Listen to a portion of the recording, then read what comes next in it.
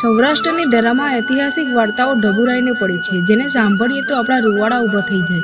સાહસિકતા કોને કહેવાય, પ્રેમ કોને કહેવાય, ભૂત થઈને પણ પ્રેમની તૃપ્તિ પૂરી કરે છે, તેનો અમર ઇતિહાસ કાઠિયાવાડ સૌરાષ્ટ્રના ચોપડે અમર છે. રાજપૂત જાતનો માંગરાવાળો અને વણિક જાતની પદ્માવતીની અમર કહાની પ્રચલિત છે. ભગવાન શ્રી કૃષ્ણના દ્વારકાના બરડા વિસ્તારમાં આવેલ દેવભૂમિ દ્વારકા જિલ્લાનું ભાણવડ ગુમલી પર ભાણ જેઠવાઓનું રાજ હતું. ગીરના ધાતરવડ ગામનો વીર માંગરાવાળો જેઠવાનો ભાણેજ થતો હતો અને તેનો માનીતો હતો. ત્યાં ફૂલોનો બગીચો હતો, તેની દેખરેખ વીર માંગરાવાળો રાખતો હતો. મામાને ઘેર મોટો થતો આ યુવાન માંગરાવાળો સોમનાથ પાટાની વાણિયાની દીકરી પદ્માવતીના પ્રેમમાં પડે છે અને તેટલો જ પ્રેમ પદ્માવતી માંગરાવાળાને પણ કરે છે. આજે માંગરાવાળો અને સતી પદ્માવતીના પ્રેમની અમર કહાનીની વાત માંડવી છે. ગુમલી આમ તો નવલખા મંદિર માટે જાણીતું છે. તેના પ્રાચીન નવલખા મંદિર ગુમલીનું અમર નજરાણું છે. ત્યાં ભાણ જેઠવાના રાજમાં વીર માંગરાવાળો બાહુબલી સમાન તાકાતવર લડવાઈઓ હતો. તેનાથી ડાકુ લૂંટારુઓ ગુમલી તરફ આવવાનું વિચારતા પણ નહીં. આવી ધાક માંગરાવાળાની હતી. માંગરાવાળાની વીરતાના વખાણ આખા સૌરાષ્ટ્રમાં થતા હતા. એકવાર માંગરાવાળો મેળામાં જાય છે. ત્યાં જ અંતરિયાળ રસ્તામાં વેલડું લઈને વણિકની દીકરી પદ્માવતી અને તેની સહેલીઓ જતી હતી. તેવામાં અલમસ્ત હાથી ગાંડો થઈને આ વેલડાને પાડી દેવાની કોશિશ કરે છે અને વેલડું પડું થાય છે. ત્યાં જ આ યુવાન વીર માંગરાવાળો ઘોડી પર સવાર થઈને આવે છે. માંગરાવાળો હાથીને પોતાની મર્દાનગીથી હડસેલી હાથીને કાબૂમાં લઈ તેના પર અસવાર થઈને વેલડા નજીક આવે છે. ત્યાં પદ્માવતી અને તેની સહેલીઓ નીચે ઉતરે છે.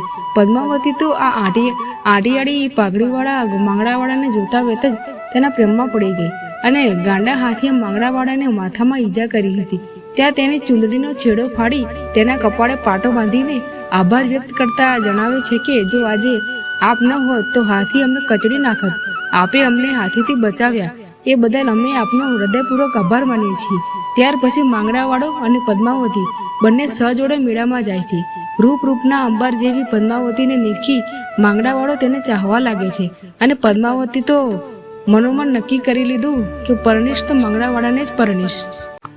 પદ્માવતી પ્રતિજ્ઞા લે છે કે જ્યાં સુધી મારા લગ્ન માંગરાવાળા સાથે ન થાય ત્યાં સુધી હું નિયમિત શંકર ભગવાનના મંદિરે દર્શન અને પૂજન અર્ચન કરીશ.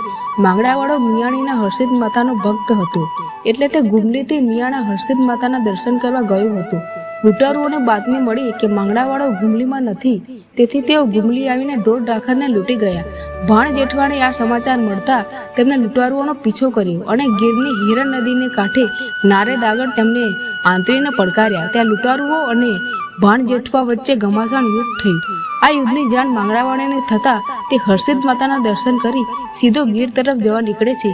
પણ રસ્તામાં સોમનાથ પાટણ ગામના પાદરે શંકર ભગવાનના મંદિરે દર્શન કરવા જાય છે. ત્યાં પદ્માવતી હાથમાં પૂજાનો થાળ લઈને દર્શન કરી જતી સામે જ મળે છે. વીર માંગરાવાળો યોદ્ધો બની લડાઈમાં જવાના મૂડમાં હતો, પણ પદ્માવતીને મળતા ફરી પ્રેમના અંકુર ફૂટી નીકળ્યા. માંગરાવાળાએ પૂછ્યું, કેમ દર્શને આવ્યા? પદ્માવતી કહે, આપ જ્યારથી મને મળ્યા છો તે દિવસથી હું આપના અપાર પ્રેમમાં પડી છું. આપને મારા ભડથાર માની બેઠી છું. જ્યાં સુધી આપની સંગાતે લગ્ન નહીં થાય ત્યાં સુધી શંકર ભગવાનના મંદિરે નિત્ય દર્શન કરવા આવું છું અને એના અનુસંધાને જ હું અત્યારે મંદિરે આવી છું. બોલો માંગરાવાળા, તમે મારી સાથે પરણશો? માંગરાવાળો તરત જ શંકર ભગવાનનો ઋણી હોય એમ બોલ્યો, મારા મનની વાત તમે કરી દીધી. હા પદ્માવતી, હું આપની સાથે જ લગ્ન કરીશ. તો પદ્માવતી કહે, મને વચન આપો. માંગરાવાળો પદ્માવતીના હાથમાં હાથ રાખી વચન આપે છે કે પરણીશ તો આપણે જ પરણીશ. માંગરાવાળો આમ વચન આપી ધીંગાણામાં લડવા જાય છે. તે લૂંટારુઓ સામે લડતો હતો, પણ પદ્માવતીની પ્રીત મનમાં ઉછાળા મારતી હતી. પ્રેમમાં પડેલા માંગરાવાળાનું દિલ કૂણું માખણ જેવું બની ગયું હતું. પદ્માવતીના વિચારમાં સતત રત રહેતા માંગરાવાળાને લૂંટારાએ દગો કર્યો. માંગરાવાળો પદ્માવતીના પ્રેમના કારણે શૌર્યથી લડી શક્યો નહીં અને દુશ્મનોના હાથે માર્યો ગયો. માંગરાવાળો યુદ્ધમાં મર્યા પછી અધૂરી ઈચ્છાને કારણે ભૂત બન્યો. તેનો આત્મા ઉમરી ગામની સીમમાં ભટકતો હતો. આ બાજુ પદ્માવતીને માંગરાવાળો મરાયો છે તેની જાણ થતા તે પણ ઉદાસ થઈ ગઈ. ઘરના મોભીએ તેને બહુ સમજાવી. તેને ઉનાના પૈસા પાત્ર વેપારીના પુત્ર સાથે પરણાવવાની વાત કરી. પદ્માવતીએ સહમતિ આપતા લગ્નની જાણ ઉનાથી સોમનાથ પાટણ જવા નીકળી. ત્યારે તેઓ એક વડના ઝાડ નીચે નારેદ આગળ રોકાયા. માંગડાવાળાના કાકા અરસી આ ઝાડના સરદાર હતા અને ઝાડની નીચે સૂતી વખતે તેમના પર માંગડાવાળાના આંસુ પડતા તેઓ વિચારમાં પડી ગયા. પૂછ્યું કે આમ ભૂત થવાનું કારણ? તને આવા શા દુઃખ કે મરણ પછી પણ રહી ગયા? માંગડાવાળો કહે, મેં પૂર્વ જન્મે પદ્માવતી સાથે પ્રીતિ બાંધેલી હતી.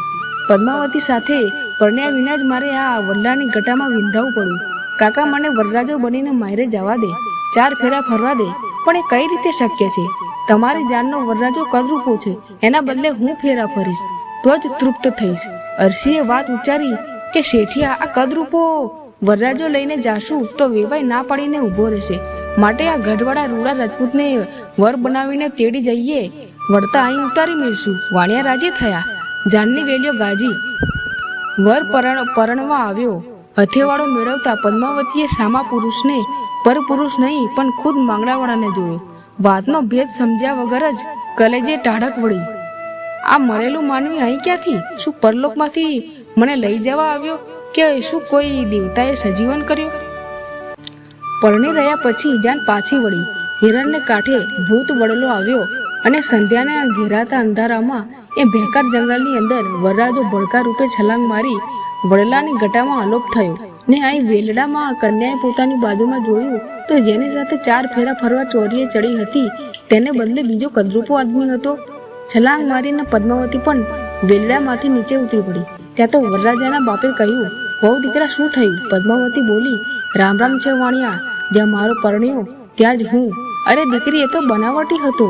ગમે તે હોય, બીજાના મીંડોળ હું ન બાંધું. પદ્માવતીને ઘણી સમજાવી પણ ન સમજી. ઘોર જંગલમાં એ અબડાને એકલી મૂકીને જાન ચાલી નીકળી અને માંગડાવાળા એમ 3 સાત કરી પદ્માવતી પોતાના પિયુને બોલાવવા લાગી. ત્યારે ભેખડોમાંથી પડછંદા ઉઠીને ભયંકર બની જતી એ એક ચીસના જવાબમાં જડરડ એવા ભૂત ભડકા વડલાની ડાળે ડાળે ઉઠવા લાગ્યા. એ રીતે અદ્રશ્ય ભૂતના ભડકામાં રાત ને દિવસ આ એકલવાઈ સુંદરી સળગે છે. પોતાના નાથને ગોતવા એ વડલાની ઉપર ચડીને ડાળે ને પાંદડે જુએ છે. એ ગોતાગોતમાં સળગવા સિવાય બીજું કાંઈ નથી રહ્યું. એ મરેલા પીઓની અણછીપી વાસના જ જ્વાળા રૂપે જંગલને સળગાવી રહી છે.